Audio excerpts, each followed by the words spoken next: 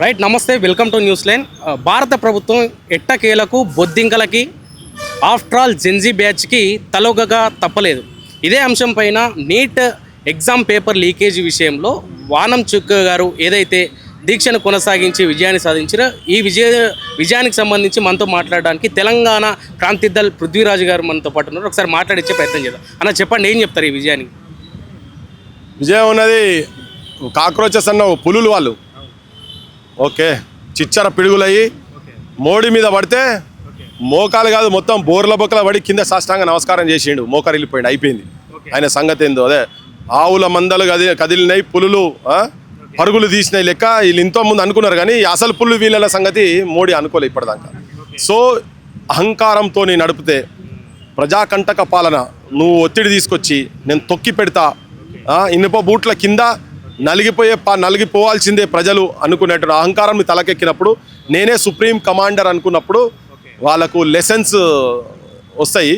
అదే కాక్రోచెస్ అనే ఒక అవమానకరంగా, నీచంగా, హీనంగా నిరుద్యోగుల గురించి, భారత యువతరం గురించి చీఫ్ జస్టిస్ ఆఫ్ ఇండియా మాట్లాడిన దాన్ని తీసుకొని దాన్ని సటారికల్గా తీసుకుంటే ఇవాళ నీట్ పేపర్ అంశంలో కేంద్ర ప్రభుత్వము ఆయన ప్రధాన్ను రాజీనామా చేసే స్థాయికి వచ్చి, ఇంకా కూడా వాళ్ళకి ఇంకా బుద్ధి రాలేదు. ఏంటంటే పార్లమెంట్లో వాళ్ళ ఎమ్మెల్యే వాళ్ళ ఎంపీలు ఆయనకి ఇంకా ఉల్టా ఘనకార్యం చేసినట్టుగా సన్మానం చేస్తుడు అనేది వాళ్ళకి ఇంకా కూడా తెలుస్తుంది, ఇంకా జనాలకు తెలుస్తుంది. సో ఇది ఒక పెద్ద లెసన్ రాజకీయ వ్యవస్థకే, అది బీజేపీ ఒక్కదానికి కూడా కాదు. ఓకే, ఈ జెన్జీ బ్యాచ్ గురించి, వాళ్ళ కమిట్మెంట్ గురించి తెలంగాణ స్పెషల్గా తెలంగాణ జెన్జీ బ్యాచ్కి ఏం చెప్పదలుచుకున్నారు? యాక్చువల్గా అంటే నువ్వు తెలంగాణలో కనుక అట్లా మాట్లాడితే మనకు తెలియదు, కానీ what is an lifetime adventure to you is a daily routine to us అని చెప్పని లేలా సోనం వాంగ్చూ ఉన్న లే లడాక్ ఉంది కదా, ఇక్కడ ఆర్మీ వాళ్ళ హోర్డింగ్ ఉంటుంది ఇట్లా. అంటే ఢిల్లీ వాళ్ళకో లైఫ్ టైం అడ్వెంచర్ లెక్క అయింది ఇప్పుడు ఇది. ఇటువంటి మూమెంట్ ఎప్పుడు చూడలే కదా. సో నేనేమంటున్నా అంటే తెలంగాణలో అటువంటి మస్తు మూమెంట్లు, తెలంగాణ ఇటువంటి ఉద్యమాలకు పురుడు పోసుకున్న నేల కదా. చేసి చేసి చేసి చేసి తరాలు చేసి ఉన్నారు కదా.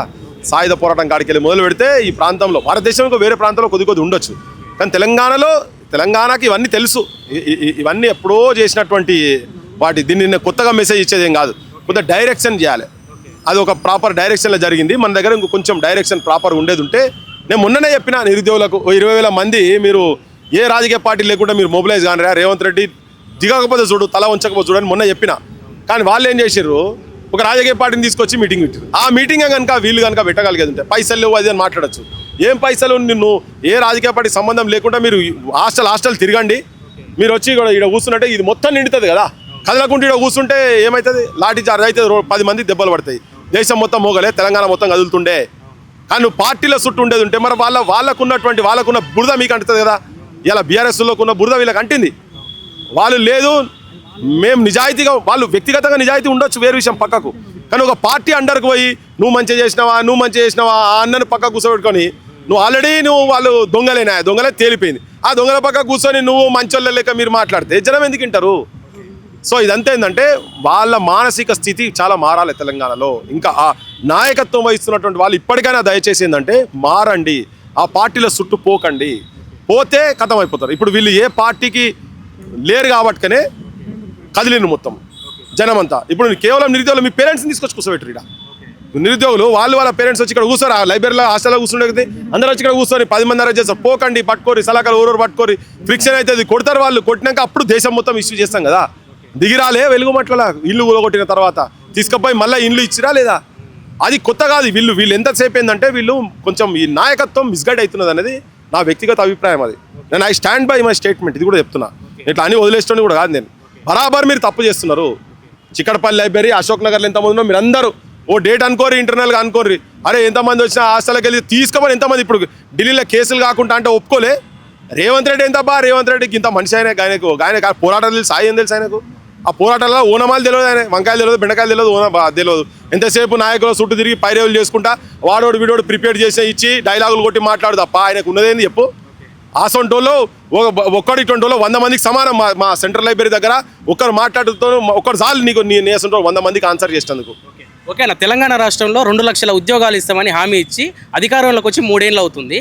అదే ప్రభుత్వం మళ్ళీ నిరసన చేయడాన్ని ఏ విధంగా చూస్తారని?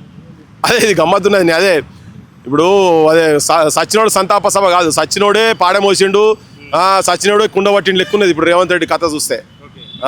ఇది చాలా దుర్మార్గమైన పని. ఈయన గవర్నమెంట్లోనే ఇప్పుడు ఈయన వచ్చినాక కూడా నిరుద్యోగులు చచ్చిపోయారు ఇక్కడ. 2 లక్షల ఉద్యోగాలు ఈయన టాప్ వచ్చినటువంటి వాళ్ళు కొన్ని కుటుంబాల కాడికి నేను కూడా పోయినా, మా వాళ్ళు కూడా నిరుద్యోగ నాయకులు కూడా వచ్చి చూసిరు. వాళ్ళ ఇళ్ళలో పోవాలి కదా మరి ఫస్ట్. వీళ్ళ నాయకుడు అడుగుతున్నాడా, నీటి గురించి బిడ్డ నువ్వు ఇంత ఘోరం చేస్తావా, మా ఊళ్ళ మీద కేసులు పెడతావా అని. ఇప్పుడు నువ్వు కూడా నిరుద్యోగుల మీద కేసులు పెట్టినావు కదా రేవంత్ రెడ్డి.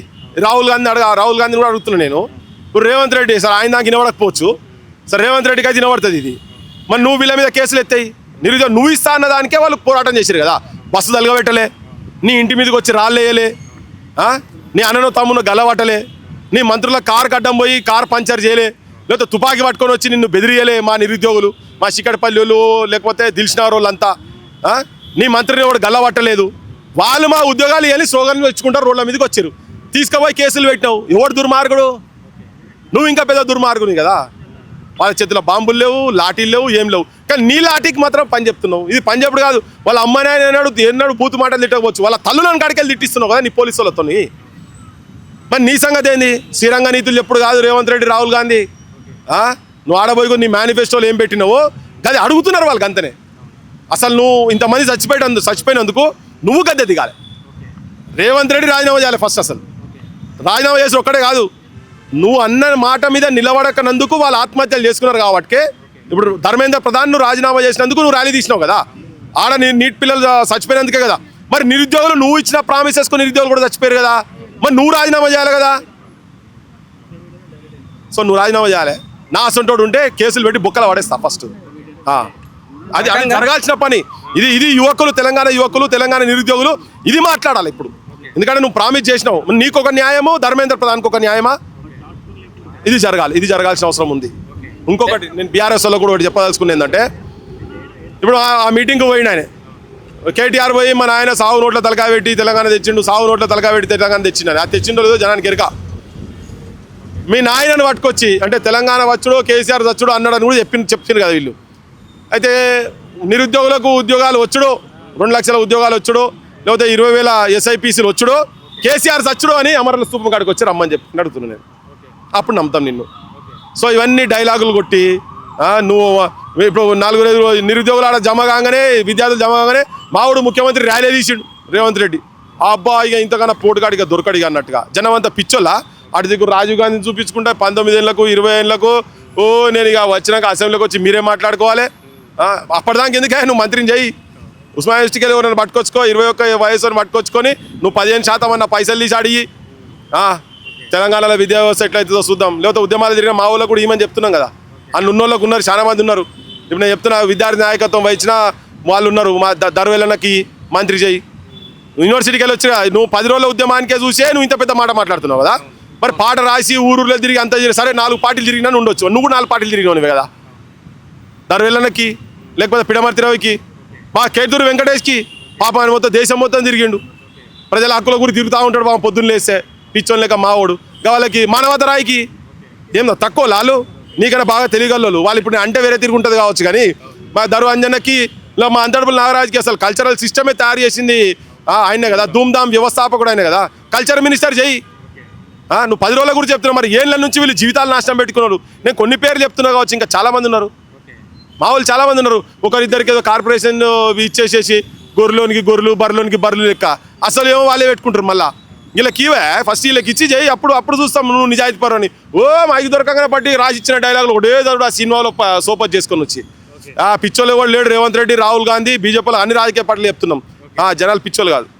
తెలంగాణ రాష్ట్ర ముఖ్యమంత్రి గారు ఒకవైపు యువత 21 ఏళ్లలోకే చట్ట సభల్లోకి రావాలి అనే ఉద్దేశంతో ఒక చట్టం తీసుకురావాలని మాట్లాడుతున్నారు. ఒక రకంగా జెన్జీ బ్యాచ్కు భయపడి ఈ వ్యాఖ్యలు చేస్తున్నారు అని చెప్పుకోవచ్చు అన్న. 100కి 100 బాల్ ఏంటంటే ఆ జెన్జీ బ్యాచ్లను వీళ్ళు ఉపన్యాసాలు తిన్నప్పుడు అబ్బో ఇక వీళ్ళందరూ 21 అనగా మా వాళ్ళందరూ సపోర్ట్ కొడతారు కదా.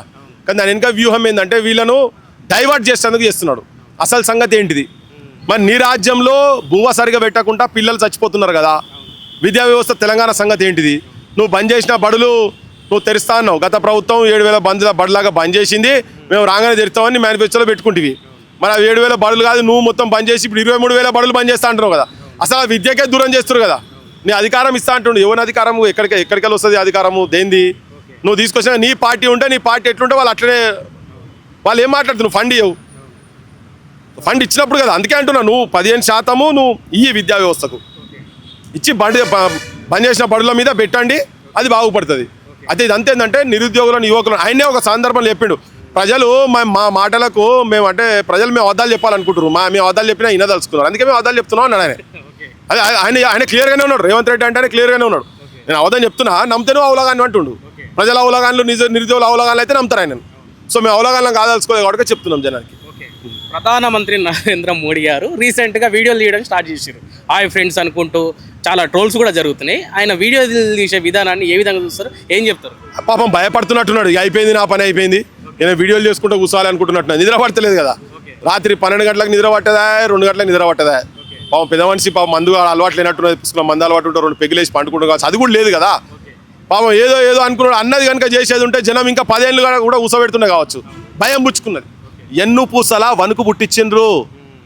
నువ్వు సూదులతోని నువ్వు ముళ్ళుగర్రలతో గుచ్చుతావు, బట్టలు ఆడబిడ్డల బట్టలు దింపుతావు. ఇవాళ ట్రోల్ అవుతున్నాడు ఆయన మొత్తం దేశంలో. మా బోటోళ్ళను వాస్తవాలు నిజాలు మాట్లాడితే మమ్మల్ని ట్రోల్ చేయించటోళ్ళు ఇలా వాళ్ళు ట్రోల్ అవుతున్నారు. ఇది బంద్ చేయాలి. ఇది ఇప్పుడు every day is not Sunday. Narendra Modi గారు మీరు అందరికీ చెప్పదలుచుకున్నాం ఏంటంటే, ఈవెన్ బీఆర్ఎస్ వాళ్ళు కావచ్చు, కాంగ్రెస్ వాళ్ళు కావచ్చు, మండే విల్ కమ్. చీకటి ఎప్పటికి ఉండదు, నీ చీకటి పాలన ఎప్పటికి ఉండదు, వెలుతురు వస్తుంది. అవి అస్తమించని బ్రిటిష్ సామ్రాజ్యాన్నే తలవంచినటువంటి భారత చైతన్యవంతులైనటువంటి యువతరం ఉన్నటువంటి దేశం ఇది. నువ్వెంతనే బ్రిటిష్ను మించిపోయినావు. నువ్వు నీ పాలన కూడా గట్టినే అయింది. వాడు కూడా గట్టినే లాఠీ చార్జ్ చేసిండు, నువ్వు కూడా గట్టినే లాఠీ చార్జ్ చేసినావు కదా. సూదులు పెట్టుకుస్తావు ఆడబిడ్డలను వెనకకెళ్ళి, నీ గద్దె దిగుతా భయం వణుకుపుచ్చుకున్నట్టున్నది. ఆఖరికి యూట్యూబ్లో కన్నా పరిమితం అవుదాం అనుకుంటున్నామో. నేను వ్యంగ్యంగా చెప్తలేను, నేను నిజం కూడా చెప్తున్నా. హే ఫ్రెండ్స్, హాయ్ ఫ్రెండ్స్, నాకు ఇంతమంది పెరిగిన ఫ్రెండ్స్, అంతమంది పెరిగిన ఫ్రెండ్స్. మీరు ఇన్స్టాగ్రామ్లో భారతదేశ ప్రధాని 140 కోట్లకు ప్రాతినిధ్యం వహిస్తున్నటువంటి ప్రధానమంత్రి చేయాల్సిన పని అబ్బాయి అది. కూర్చోబెట్టాలని నీకు ధైర్యం ఉంటే, నీకు దమ్ముంటే, గుండె ఉంటే కూర్చొని పత్రికలను పిలిచి ఫేస్ చేయాలి. ఒక్క క్వశ్చన్ 10 క్వశ్చన్లు ఫేస్ చేయలే ఇప్పటిదాకా. ఒక 10 ఇంటర్వ్యూలు ఇవ్వలే. 10-12 ఏళ్ళు అవుతుంది ఆయన ప్రధానమంత్రి అయి. ప్రపంచంలో ఈయనకు వరల్డ్ రికార్డ్ నరేంద్ర మోడీ. ఒక్క పాత్రికేయుని కూడా ఒక్క ఇంటర్వ్యూ ఒక్క మాట కూడా మాట్లాడకుండా ఇన్నేళ్ళు ప్రధానమంత్రి అయినటువంటి ఘనుడు నరేంద్ర మోడీ. తెలంగాణ రాష్ట్రంలో ఎక్కడ సమస్య వచ్చినా వాలిపోయిన తెలంగాణ క్రాంతి దళ్ ఇప్పుడు రాజకీయ కోణం ఎత్తుకోబోతుందని ఇందాక మీరు ప్రెస్ మీట్లో చెప్పారు. ఎలాంటి చర్యలు చూడొచ్చు, ఏం చెప్తారు దాని గురించి? ప్రజా గుండె సవడలు వినిపించబోతున్నాం 100%. అంటే ఇంతకుముందు కూడా నేను రాజకీయ వ్యవస్థకి ఏం దూరం లేను. నేను ఎప్పుడు చెప్పేది ఓటే పవర్ఫుల్. ఎవరు ఈ భారతదేశంలో రాష్ట్రపతికైనా, ప్రధానమంత్రులకైనా, అడ్వానీలకైనా, ఓ గ్రామంలో సర్పంచ్లకైనా, ఎమ్మెల్యేలకైనా, మంత్రులైనా అని గుడిసెలో ఉన్నటువంటి పేద దళిత బిడ్డకైనా, ఆదివాసీ బిడ్డకు సమానత్వం ఈ దేశంలో ఎక్కడైనా ఉన్నదంటే అది ఓటు. ఆ ఓటు చైతన్యంతో వేసుకొని వాళ్ళ పాలన వాళ్ళు బరాబర్ తీసుకొచ్చే కోణంలో ఇప్పటి నుంచి కాదు, నేను తుపాకులు పట్టే సంఘంలో తిరగలేను నేను. సో నాది ఫస్ట్ నుంచి కూడా ఓటు సైడే, కానీ డైరెక్ట్ ప్రజాక్షేత్రంలోకి రాలేదు. ఇప్పుడు బరాబర్ ప్రజాక్షేత్రంలోకి వస్తాము, రావాలి తప్ప వేరే ప్రత్యామ్నాయం లేదు. ఇప్పుడు మస్తు ఉద్యమాలు చేస్తారు, అన్నీ చేస్తాం. లాస్ట్కి ఏమైతే తెలంగాణ గురించి మస్తు మంది తిరిగిరు. గదరాలు తిరిగిండు, విమలక తిరిగిండు, నేను తిరిగిన, చాలా మంది తిరిగిను. తిరుమలరావు సార్ అసంటోళ్ళు తిరిగిండ్రు, జీవన్ సార్ అసంటోళ్ళు తిరిగిండ్రు, అందరు తిరిగిరు. ప్రజల హక్కుల గురించి తిరిగి, జర్నలిస్ట్ తిరిగిరు, అడ్వకేట్ తిరిగిరు, అందరు తిరిగిరు. కానీ ఇవన్నీ ఓటు ఎక్కడ పోయింది? కేసీఆర్కి పోయింది. మరి ఆయన మంచి చేసేది ఉంటేనో డెఫినెట్గా ఇంకో 10 ఏళ్ళు ఆయన ఉంటే కావచ్చు. ఆయన మంచిగా చేయగానే జనం దించిరు కదా. సో ఓటు వేసుకునేటోళ్ళది ఆ ఆలోచన ఉన్నటువంటి వాళ్ళందరూ కనుక ఒక్క దగ్గరకు వచ్చి ఒక పార్టీ నిర్మాణం అయితే తెలంగాణ ప్రజలకు ఉపకారం జరుగుతుందని చెప్పదలుచుకున్నాను. ప్రధానంగా ఏ అంశాలపైన పోరాడబోతున్నారు అన్న పార్టీ పెట్టి? తెలంగాణ అంటేనే ఆత్మగౌరవ పోరాటం, అస్తిత్వ పోరాటం, విలువలతో కూడినటువంటి నాయకత్వం తెలంగాణకి ఇయ్యదలుచుకున్నాం మేము. దాంతో విద్యా వ్యవస్థ, ఉచిత విద్య, నాణ్యమైన విద్య, అది ప్రతి ఒక్కరిని గడప దగ్గరికి అందేటువంటి విద్య, వైద్యం, నిరుద్యోగం అనేది తెలంగాణలో ఉండదు. ఉన్న రిక్రూట్మెంట్ ఇప్పుడు ఏమవుతుంది, ఇలా 20 ఏళ్ళ నుంచి కాకతీయ యూనివర్సిటీలో కాంట్రాక్ట్ బేసిస్లో పాఠాలు చెప్తున్నాడు. 20 ఏళ్ళ కింద ఆయనకు అర్హత ఉన్నదనే అపాయింట్మెంట్ వచ్చింది కదా. ఇలా కాంట్రాక్ట్ బేస్లో కూడా పెన్షన్ లేదు. వాళ్ళ కుటుంబం ఏం కావాలి, నెక్స్ట్ చదువుకుంటున్నారు పిల్లలు ఏం కావాలి, మా సంగతి ఏంది అనేది పాఠాలే చెప్పిండు. కాంట్రాక్ట్, ఇట్లా కాంట్రాక్ట్ బేసిస్లో యూనివర్సిటీలలో జాబులు చేసుకుంటున్నారు. గవర్నమెంట్ దాంట్లో కూడా అవుట్ సోర్సింగ్ కింద 1,00,000 మంది 5,00,000 మంది దాకా అవుట్ సోర్సింగ్ వెట్టి చాకరీ చేయించుకుంటున్నారు వాళ్ళ దగ్గర. వాళ్ళకి పర్మనెంట్ చేయొచ్చు కదా. ఒక్క 10 మంది రాజకీయ నాయకుల ఇండ్లు రేడ్ చేస్తే వాళ్ళ దగ్గర ఉన్న ఆస్తితోటి మొత్తం జీతాలు ఇవ్వచ్చు వీళ్ళందరికీ. అంత ధనం సంపాదించుకొని పెట్టుకున్నారు వీళ్ళంతా. ఇవి జరగాల్సిన పనులు తెలంగాణకు. ఈ గవర్నమెంట్ వచ్చినాక వీళ్ళు చేస్తారేమో అనుకున్నాం, కానీ వీళ్ళు వాటాలు తీసుకుంటారు అలా. తెలంగాణలో నారాయణ శ్రీ చైతన్య ఉండొద్దు, అవినీతి లేని తెలంగాణ కావాలి. ప్రభుత్వ విశ్వవిద్యాలయాలు కూడా రిక్రూట్మెంట్ లేకుండా జరుగుతున్నాయి కదా. అందుకే ఇలా ప్రపంచ స్థాయిలో టాప్ 500 యూనివర్సిటీలలో కూడా మనది కనీసం 5 కాదు కదా, ఒక్కటి కూడా లేదు. ఇగో అంత దరిద్రమైన భారతదేశం ఉన్నది, తెలంగాణ పరిస్థితులు అట్నే ఉన్నది. 100 సంవత్సరాల పైన ఉన్నటువంటి యూనివర్సిటీలో 1000 మంది వేకెన్సీలు ఉన్నాయి ఉస్మానియా యూనివర్సిటీలో. రేపు ఇవన్నీ జరగకుండా ఉండేటువంటిదే మా బొట్టలో మేము పెట్టేటువంటి రాజకీయ పార్టీ కావచ్చు, అది జరగబోతుంది. దేశవ్యాప్తంగా రీసెంట్గా చూసుకున్నట్టయితే జెన్జీ బ్యాచ్ తోటి ఏదైతే ఉద్యమం జరిగిందో, ఎస్ మాకు కూడా అట్రాక్ట్ అయ్యే అవకాశం ఉంది తెలంగాణలో అనే ఉద్దేశంతో చేస్తున్నారా, ఫుల్లీ కమిట్మెంట్తో చేస్తున్నారా? ఇది కాకముందు నుంచే నేను ఈ పనిలో ఉన్నా కదా, ఎప్పటి నుంచో ఉన్నా కదా. నన్ను కొత్తగా టెస్ట్ చేసేది ఏం లేదు. నేను ఎప్పటి నుంచో జెన్జీ. మా ఊళ్ళు చాలా మంది జెన్జీలు నిద్రపోతున్నప్పుడు కూడా నేను జెన్జీయే. సో నేను జెన్జీ దాని పదం నేనేమంటాను అంటే, మేము భగత్ సింగ్, సుఖదేవ్, రాజ్గురు, అంబేద్కర్, సర్దార్ సర్వాయి పాపన్న, ఓకే, దొడ్డి కొమరయ్య, కొమరం భీమ్, సుభాష్ చంద్రబోస్, ముచ్చర్ల సత్యనారాయణ అసొంటోల వారసులం మేము. ఆ వారసత్వం తీసుకొని ఉన్నాము. సో మేము ఎప్పుడు జెన్జీయే, సత్యదాకా జెన్జీయే. దానికి టర్మ్ ఉంటే ఇంకా ఆల్ఫా, బీటా, తీటా ఏమో వస్తున్నాయి కదా రేపు మళ్ళా. అవన్నీ ఏమొచ్చినా కానీ అవన్నిట్లో మేమే ముందుంటాం. వాళ్ళు నిన్న మొన్న వచ్చిన పాపం పిల్లలు, కానీ అది కంటిన్యూ కావాలి. ఇంకా వాళ్ళు వస్తే ఇక వేరే తిరిగి ఉంటాయి కదా. వాళ్ళని చైతన్యవంతులు చేసేందుకే కదా ఈ గోసంతా. తిరుగుడు తిరుగుడు తిరుగుడు వాళ్ళ గురించే కదా. ఎవరి గురించి రేపు బడులు మంచిగా అయితే ఎవరికి ఉద్యోగాలు వస్తే వాళ్ళకే కదా వచ్చేది. ఇలా ఎక్కడో బీహార్ వాళ్ళు ఈఆర్ఓళ్ళు వచ్చి ఇక్కడ వచ్చి పాపం చిన్న చిన్నగా నౌకర్లు చేసుకుంటారు కదా. మనోళ్ళు చదువుకొని ఉండి క్యాబ్ డ్రైవర్లు. నువ్వు చూడు, ఇప్పుడు 10 మందిని ఆపుదాం, అందులో ఒక 5 మంది అయినా మినిమం డిగ్రీలు చదివిన వాళ్ళు ఉంటారు. ఆటోలు, ఊబర్లు, ఏ హోటల్ పోదాం, ఏ హోటల్ కన్నా పోదాం, 4-5 డిగ్రీ చేసిన తెలంగాణలో ఉంటారు. తెలంగాణలో పంచాయత కదా అని చెప్పి ఒక బద్నాం స్టార్ట్ చేసారు. వీళ్ళంతా పైన కూర్చొని ఉంటారు. మన రాజకీయ నాయకులకు ఉంది, వీళ్ళ దగ్గర పైసలు కావాలి, ప్రైవేట్ వాళ్ళ దగ్గర. ఈ పైసలు తీసుకున్నాడు మన యువతరం ఏంటన్నా పోయి గా తెలంగాణ. అందుకే ఆత్మాభిమానం, అస్తిత్వం అని చెప్పేది అదే. విగ్రహాలు బయటని పెట్టుడు, బయటోడు వచ్చి ఇక్కడ వచ్చి మనను ఉగ్రవాదులు అని పోడు అని మంచిగా పోతాడు. మన ఆడబిడ్డలను శైలి పెట్టి ఇట్లా గుంజుతారు. వేరే రాష్ట్ర పోలీసులు వచ్చి వాళ్ళ మీద ఏముండదు, యాక్షన్ ఉండదు. నడువులు బట్టి ఇట్లా గుంజుతారు, వాళ్ళ మీద యాక్షన్ ఉండదు. కానీ ముఖ్యమంత్రిని జొమాటో, స్విగ్గీ అని మాట్లాడితే మాత్రం తీసుకొచ్చి అరెస్ట్ చేస్తారు. అది చాలా గొప్పోడు ముఖ్యమంత్రి, మామూలుడు కాదీనే. రేవంత్ రెడ్డి అంటే అబ్బా అరే తీసుకుమారుతాం అంటే 25 కుమారుతాం లెక్క ఉంటుంది. ఊటే ఊదిగాలే పీరలేవు అంటారు కదా. చాలా గొప్పోడినే. ఇన్ని జరుగుతున్నా కానీ చూస్తున్నాడు కదా, జనం లోపల రిజిస్టర్ అవుతున్నది చూపిస్తారు రేవంత్ రెడ్డికి ఇప్పుడు అనుకుంటుండు నేనే అవలగాలని చేస్తా, జనాన్ని పిచ్చోలని చేస్తా అని. రేవంత్ రెడ్డికి సుక్కలు చూపించే రోజులు ముందు ఉన్నాయి తెలంగాణలో. థ్యాంక్ యూ సో మచ్ అన్న. ఇది ఈ పృథ్వీరాజ్ యాదవ్ గారు చెప్తున్న విషయం. ఖచ్చితంగా ఆల్టర్నేట్ తెలంగాణ ప్రజలకు చూపించాల్సిందే, కొత్త పార్టీ రావాల్సిందే. నా పార్టీ ఏంటో నేను ఫ్యూచర్లో చూపిస్తానని కూడా చెప్తున్న సందర్భాన్ని గన్ పార్క్ నుండి చూస్తూనే ఉండండి న్యూస్ 9 తెలుగు. కెమెరామ్యాన్ రాహుల్తో మహేందర్.